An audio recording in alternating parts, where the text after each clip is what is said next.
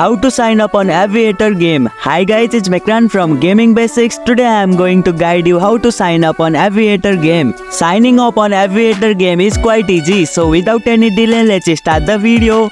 Open the Aviator Game. Locate and open the Aviator Game on your mobile device.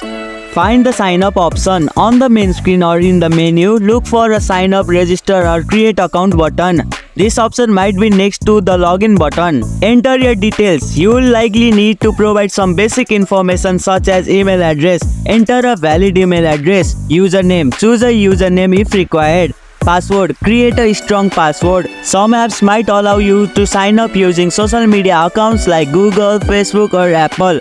Agree to terms. You may need to accept the app's terms and conditions or privacy policy. Complete the sign up. Once you have filled all the required information, tap on sign up or register button. Verify your account. Some app may require you to verify your email address by clicking on a link sent to your email. Log in. After successfully signing up, you should be automatically logged in, or you may need to enter login using the details you just created. And here you go, it's done. If you liked our video, press the thumbs up and share button. If you have any question, comment down below and don't forget to subscribe the channel for more tutorials.